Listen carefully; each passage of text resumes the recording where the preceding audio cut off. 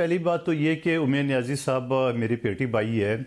हम किसी अदालत के बारे में ये नहीं कह सकते हैं कि वो सज़ा देंगे, न किसी के बारे में ये कहेंगे कि इस्लामाबाद हाई कोर्ट जाएंगे तो वो सेटिस्फाइड होगा, यानी वो फैसला ख़त्म हो जाएगा, रिहाई हो जाएगी। नंबर एक बात। दूसरी बात ये कि मैं अगर वो पंजाबी में जुगत कहते हैं, पश्तो में गप कहते हैं, अगर मैं गप करूँ तो यही तो आप चाह रहे हो। आपको 1 पॉइंट एजेंडा है जिसको आपने 2 बना दिया है।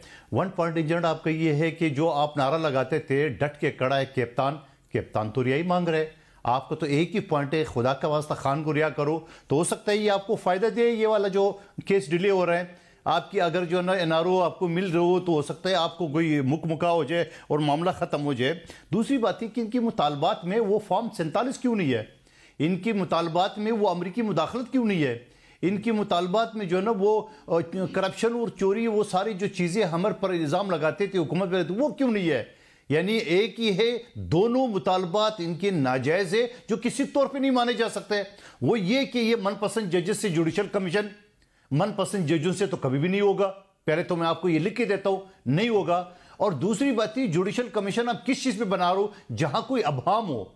ये पेन है, अगर उमैर नियाज़ी साहब कहते हैं ये पेंसिल है तो उस पर ज़रूर इंक्वायरी कमीशन होना है कि भाई ये पेन है पेंसिल है।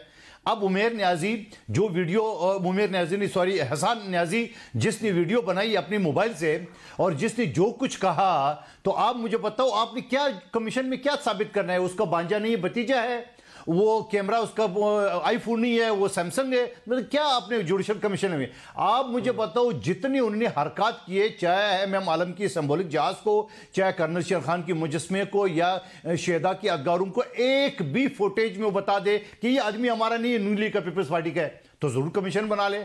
आपने एक आदमी से लतालुकी का इजहार नहीं किया और फिर आप ये भी कहते हो कि 9 में के जो मुजरिम है उसको सजा दो।